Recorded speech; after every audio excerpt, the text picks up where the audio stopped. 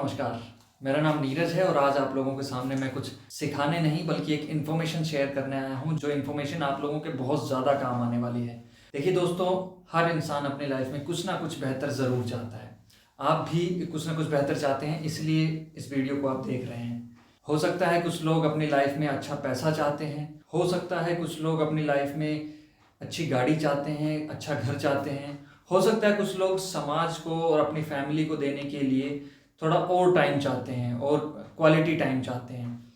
हो सकता है कुछ लोग और अच्छी फाइनेंशियल सिक्योरिटी चाहते हैं, या हो सकता है कुछ लोग और अच्छी हेल्थ चाहते हैं। लेकिन इन सब के पीछे एक ताकत है जो काम करती है, और वो है पैसा। देखिए, हेल्थ होना बहुत अच्छी बात है, और हेल्थ के लिए जितने भी विटामिन हैं वो आप पर तभी काम कर पाएंगे जब आपके पास विटामिन एम भी हो। यानी कि अगर आपके पास पैसा है तो आप सही मायने में हेल्दी रह पाएंगे। कुछ अर्थशास्त्रियों के अनुसार 1920 में जिस परिवार का खर्चा 1 रुपए में चल जाता था, उसके 20 साल के बाद वही खर्चा 10 रुपए में चलने लगा। और इस तरीके से हर 20 साल एक एक जीरो बढ़ता गया। यानी कि 1960 में 100 रुपए में वो खर्चा चलने लगा, 1980 में 1000 रुपए में चलने लगा, सन 2000 में 10,000 रुपए से वो खर्चा चलने लगा, और आज यानी कि 2020 में कम से कम 1 लाख रुपए एक फैमिली को चाहिए एक नॉर्मल जीवन जीने के लिए। अगर आपकी इनकम 1 लाख रुपए महीना है तो आप एक साधारण जीवन जी सकते हैं जिसमें लग्जरी नहीं होगी, है ना।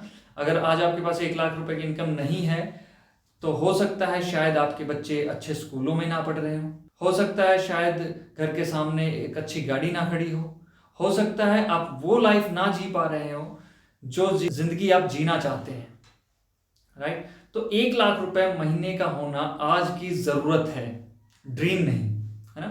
अगर आपको 1 लाख रुपए कमाना हो तो क्या तरीके हैं पैसा बनाने के।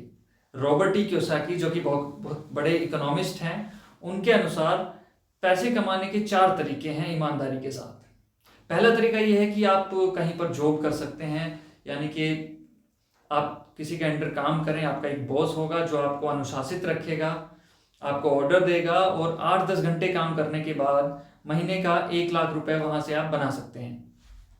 एक तरीका यह हो सकता है कि आप कहें कि मैं खुद अपने लिए काम करूंगा, मुझे किसी बॉस की जरूरत नहीं है, मैं खुद अपने आप को अनुशासित रख सकता हूं, मैं खुद 10-12 घंटे काम कर सकता हूं अपने लिए, मैं एक कंसल्टेंट बन जाऊंगा, मैं एक डॉक्टर बन जाऊंगा, या चार्टर्ड अकाउंटेंट की तरह प्रोफेशनल बन जाऊंगा, और मैं अपने लिए खुद 10-12 घंटा काम करके 1 लाख रुपए महीने का बना सकता हूं।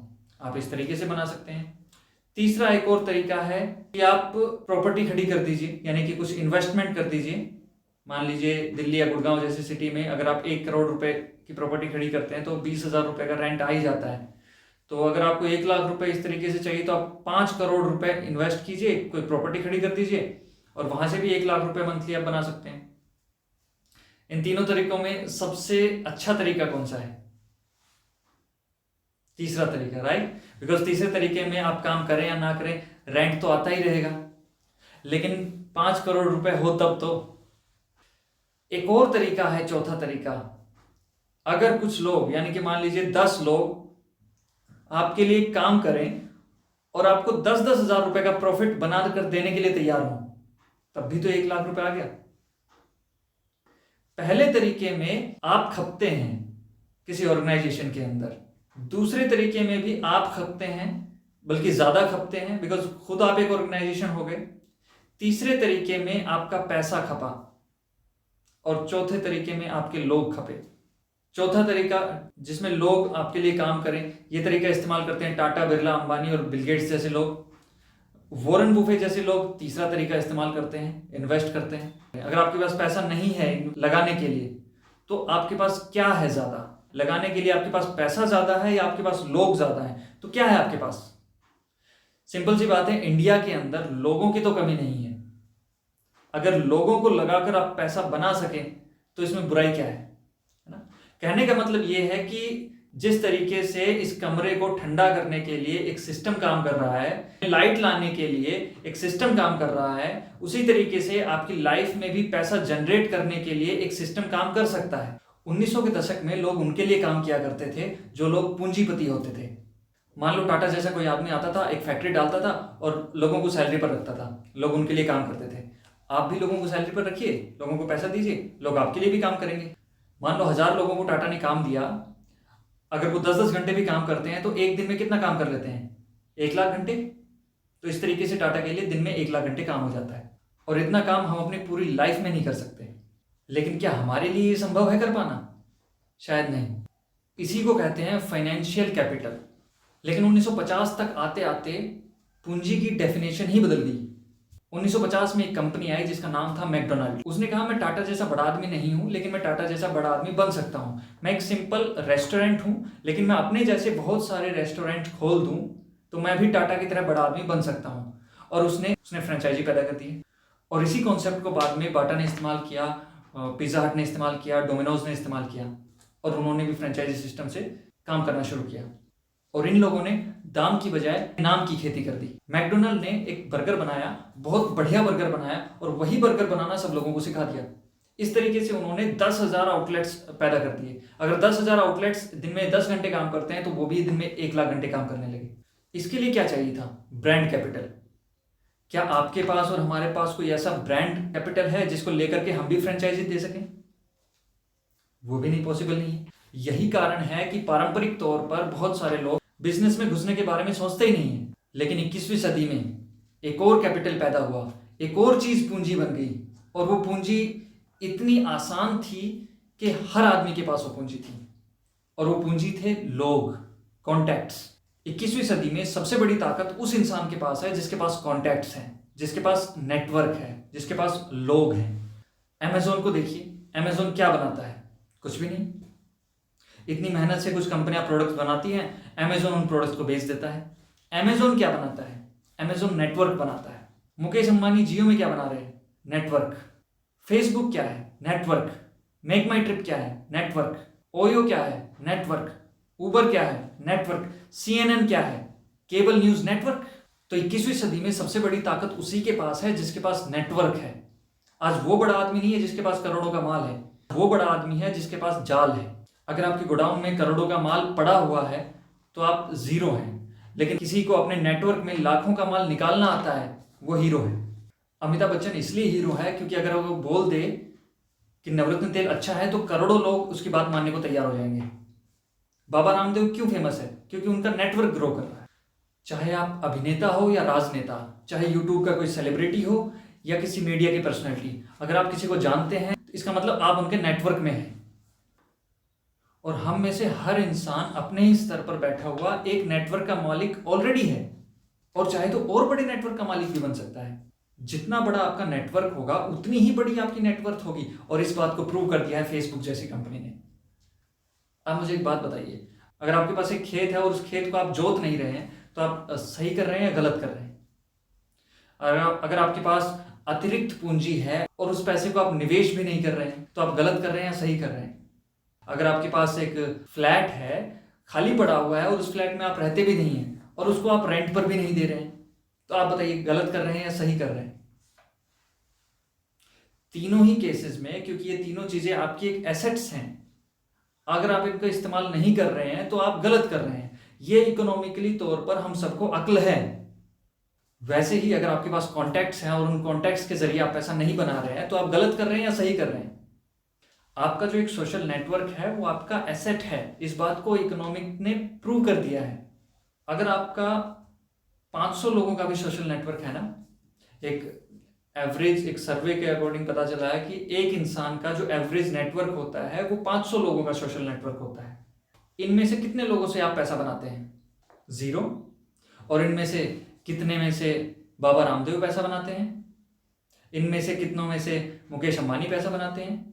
इनमें से कितने लोगों में से गूगल का मालिक पैसा बनाता है, या फिर हो सकता है अरब में बैठा कोई शेख पैसा बना रहा हो? ये 500 लोग हैं किसके, और इनसे पैसा कौन बना रहा है? पहले मुकेश अंबानी को अकल थी, अमिताभ बच्चन को अकल आ गई, और फिर तो बाबा रामदेव को भी समझ आ गया, लेकिन हमें कब अकल आएगी? खेत हमारा है, जोते सब जा रहे हैं, कभी तो हम भी जोते हैं। ठीक है, सब अपनी बात नहीं मानेंगे, क्या फर्क पड़ता है? सब लोग तो अमिताभ बच्चन की बात भी नहीं मानते, सब लोग तो मुकेश अंबानी की बात भी नहीं मानते, और सब लोग तो मोदी की बात भी नहीं मानते हैं, और तो सब छोड़िए, सब लोग तो भगवान की बात भी नहीं मानते हैं। मैं और आप तो क्या चीज़ है, राइट? लेकिन अगर 10% लोग भी आपकी बात मान गए तो 10% छोटा मार्केट नहीं है, बहुत बड़ा मार्केट है। जैसे अमिताभ बच्चन इस बात को समझ गए और उन्होंने नवरत्न तेल के साथ टाई अप कर लिया।